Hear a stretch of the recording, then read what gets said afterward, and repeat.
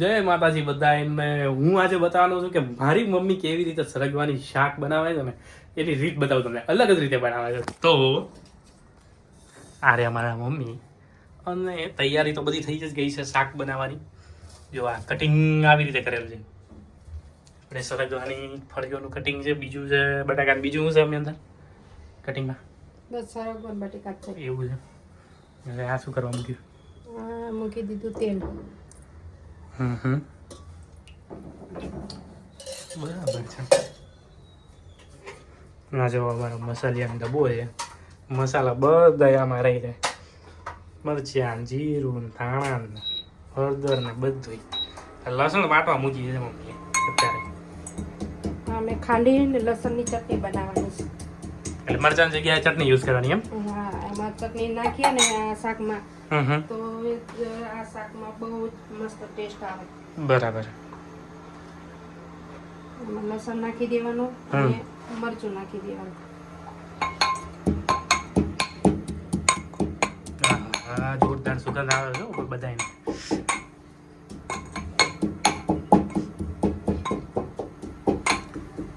બીજું આમાં એવું છે કે મોદી સાહેબે એમ કીધું છે અમી કે આપણે સોનું 1 વર્ષ સુધી ખરીદવાનું નથી. એમાં એવું કહે કે મહિલાઓને 1 વર્ષ સુધી રાંધવાનું નથી, તો તમે શું કરો? મોદી સાહેબને જ વોટ આપો ને પછી તમે. રાંધ્યા વગર કોને હાલે? જે હોય ખાવું જ પડે ને. એવું છે. બરાબર છે. ખાધા વગર હાલે કોઈને? ભલે તો આવું થતું હોય કે આપણે 2 ટીપરી તેલ નાખતા હોય તો 1 ટીપરી તેલમાં કરીએ, ઓછું કરીએ, પણ કઈ ખાધા વગર થોડી ચાલે. વાહ વાહ, આજનું મોટિવેશન બહુ સારું હતું. બીજી વસ્તુ એવી કહેવા માંગુ છું કે મારા મમ્મીએ એમ કીધું કે આપણે છે ને વ્લોગ બનાવીએ, ગેમિંગનો વિડીયો નહીં બનાવ, કે વ્લોગમાં છે ને સારા સપોર્ટ બધાનો સારો મળે છે. તો આજે જોઈએ વ્લોગમાં બધાનો સપોર્ટ કેવો મળે, સારો કે નહીં. સબસ્ક્રાઈબ ને લાઈક તો કરી જ દેજો બધા. તો અત્યારે ચટણી બધી જ ગઈ છે. સુગંધ બહુ જોરદાર આવે છે. ચટણી નાખી દેવાની આપણે વઘારમાં. વઘાર આવે પછી આપણે વઘારમાં નાખી દેવાની. હવે જો આ અમે ઇલેક્ટ્રિક ચૂલા ઉપર કાપીએ. અત્યારે મોદી સાહેબે કીધું છે ને ગેસના ભાવ, ગેસની અછત છે, તો અમે આ ઇલેક્ટ્રિક ચૂલાનો વપરાશ કરીએ છીએ, એટલે ત્યાંથી આપણો ગેસનો બચાવ થાય. બરાબર. તમે સિરિયસલી ગાઈસ હું કહું તો ઇલેક્ટ્રિક સગડી ઉપર બહુ બધું કામ થઈ જાય છે. અને બાટલો તો પહેલા મહિનો ચાલતો હતો, હવે એની જગ્યાએ 3-4 મહિના વધારે ચાલે છે.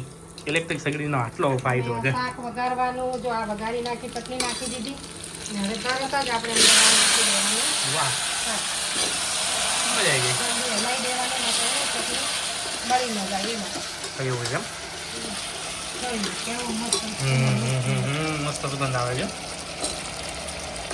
આ શાક તમે જો આવી રીતે એકવાર બનાવીને ખાશો ને તો તમે ખાતા રહી જાઓ. એનો સ્વાદ જ આખો અલગ આવે. તમે તમારા ઘરે સોયાગવાનું શાક બનાવતા હશો તો અલગ રીતે બનાવતા હશો, પણ તમે આ એકવાર મારી રીતે બનાવજો, તમને બહુ એટલે બહુ જ મજા આવશે.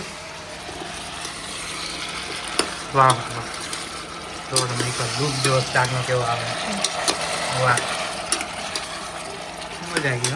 હવે આમાં આપણે બીજા મસાલા કરી નાખીએ. થોડુંક હળદર નાખી દઈએ. એ તો બધું રેગ્યુલર શાકમાં નાખતો હોય એ રીતે. મીઠું નાખી દઈએ. અને મીઠું સ્વાદ અનુસાર નાખવું, કેમ કે અમે તો મીઠું ઓછું જ ખાઈએ છીએ. ધાણા નાખી દઈએ.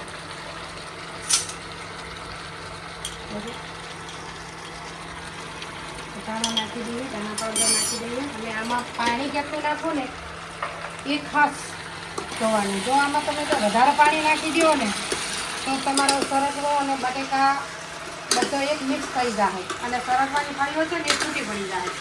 આમાં પાણી કેટલું નાખવું ને એ જ ખાસ જોવા જેવું છે. આમાં પાણી એટલું નાખીએ કે આપણને થોડુંક રસો બી આપણને મળે અને બહુ પાણી બી મળે. બરાબર છે. પછી તમે આને મતલબ બહુ રસાવાળું કરવાનું નથી એમ.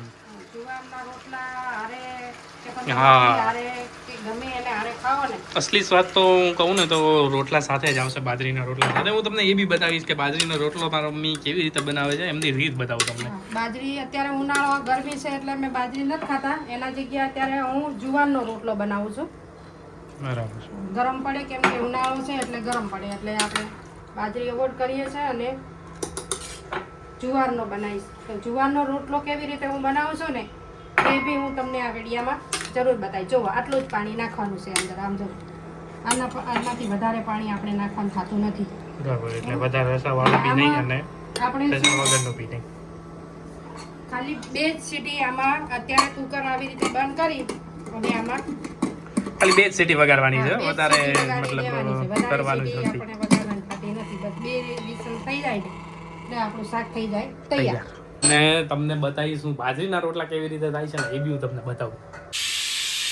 ચલો તો હું તમને બતાવું કે જુવારનો રોટલો કેવી રીતે બનાવાય. ચાલો હું તો તમને જુવારનો રોટલો કરી બતાવું.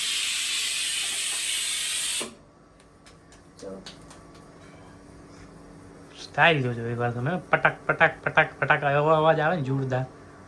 રોટલા બનાવતા હતા જ્યારે હું 7 વર્ષની હતી ને 7-8 વર્ષની ત્યારથી મને રોટલા બનાવતા આવડતું. તમને આ જુવારનો રોટલો છે હો. જુવાર છે આમાં ઘઉંનો લોટ છે અને થોડોક આપણે ચોખાનો લોટ બી નાખ્યો છે કેમ કે અત્યારે ઉનાળો છે ને એટલે આપણે બાજરીનો લોટ અંદર નથી નાખ્યો. આ જુઓ તમે રોટલો કેવી રીતે બનાવશો. કેમ આમ જો રોટલો બની ગયો. કેટલો મોટો બનાવે છે. જો તાવડી હજુ આનાથી મોટી તાવડી હોત ને તો હું આનાથી મોટો રોટલો બનાવી લઉં. હાલો તો હું તમને બતાવું કે આપણું શાક કેવું બન્યું છે. આમ જુઓ તો, આમ જુઓ તમે છે ને બન્યું છે ને, બાકી જોતા જ મોઢામાં પાણી આવી જાય. આમ જુઓ આ શાક. પછી આપણે આ ખાવા અત્યારે બપોરામાં છે આ ખમણ. પછી આપણે છે આ દહીં વઘારેલું. આપણે દહીં વઘાર્યું, ડુંગળી નાખી, ડુંગળી નાખીને આપણે દહીં વઘાર્યું છે. અને આ જુઓ આ બાજરીનો રોટલો. અને જો આમાં ઘી વગર તો ન આલે હો. આપણે ઘી જોવે બાજરીનો રોટલો નથી, સોરી જુવારનો રોટલો છે. અને જો આમાં ઘી લગાવી અને પછી સરગવાનું શાક હોય ને પાછી દહીં વઘારેલું હોય અને આપણી આ ખાટી મીઠી છાશ હોય એટલે કોને ખાવાની મજા ન આવે. અને બીજી એક વાત કે અમારે આ શનિવારે આજે એને રજા છે તો એ જેઠિયો જોતા જોતા જ એને ખાવું ગમે. જેઠિયા વગર એને ખાવાનું. તો તમને આ વિડીયો જો ગમ્યો હોય તો લાઈક અને સબસ્ક્રાઈબર કરી દેજો. જય માતા. જય માતાજી.